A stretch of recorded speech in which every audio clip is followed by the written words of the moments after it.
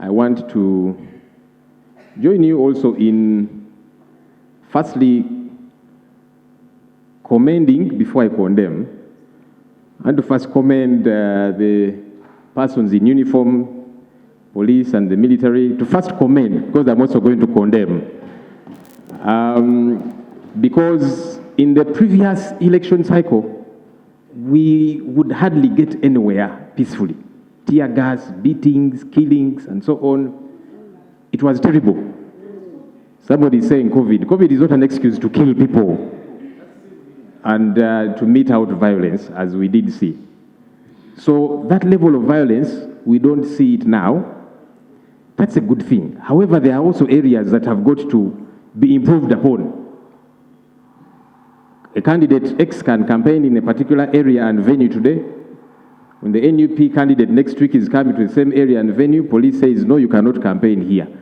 It is in the middle of town. But there is a venue which was used by another candidate last week. Let's have equity across. We are also engaging the leadership of police. We have seen some errant police officers and security officers tearing down posters of nominated candidates, presidential candidates. That's outside of the law. Police leadership and the military, they have promised to take action. We are waiting for that action to be taken. It's not enough to promise and say we are going to take action. We are waiting to see that action taken so that nobody else violates the law. Resemblant to that, Right Honorable Speaker, we are seeing, and I'll call them errant men and women in uniform, who are breaking the law.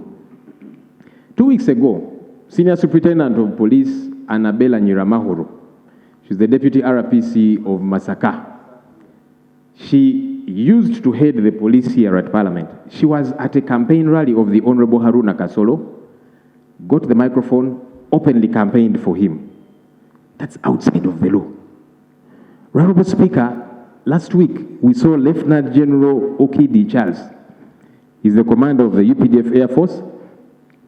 He was engaging people in his community in uniform, fully clad in his uniform, decampaigning the NUP presidential candidate, the Honorable Robert Chagulanyi Sentamu, while campaigning for the NRM candidate. He even got so personal to display pictures of my presidential candidate saying, you see, his children are well off, don't vote for this one, vote for the NRM candidate, fully clad in uniform, and it's all over the media. That's outside the law.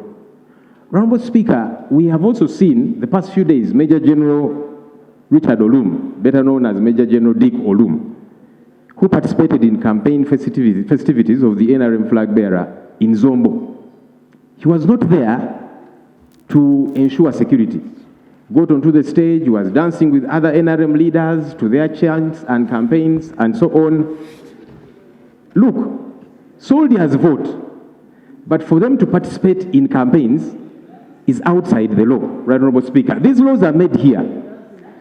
Section 16, and I want to quote it for us verbatim, so that we observe the law that we pass here clearly. Section 16 of the Political Parties and Organizations Act, including the amended one.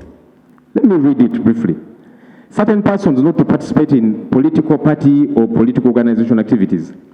A member of the Uganda People's Defense Forces, the Uganda Police Force, the Uganda Prison Service, or a public officer, or a traditional or cultural leader, or a person employed in a company wholly owned by the government shall not speak in public or publish anything involving matters of political party or organization controversy.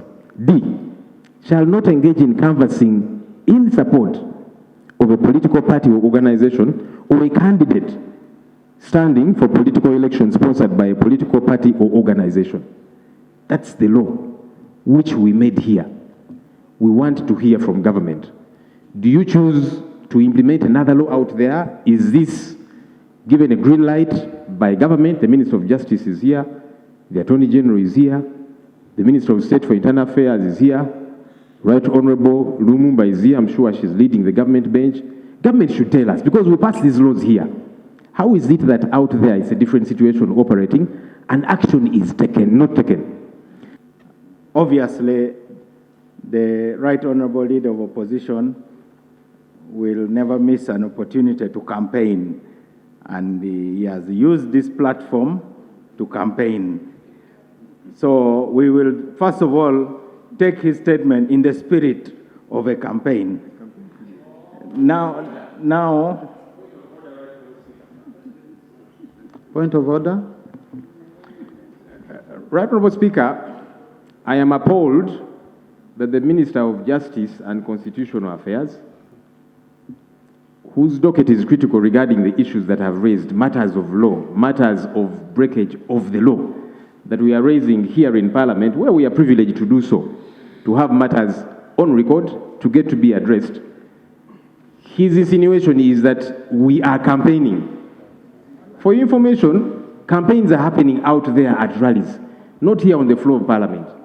Is he in order to find an exculpation to the critical issues I've raised by saying this is campaign, as opposed to raising responses to the critical matters of the law which are being broken by men and women in uniform, against whom you should be taking action, as opposed to wrapping it up and saying, no, let me defend these people to say the leader of opposition is just campaigning. Is he in order, Honourable Speaker? The military is a very important institution.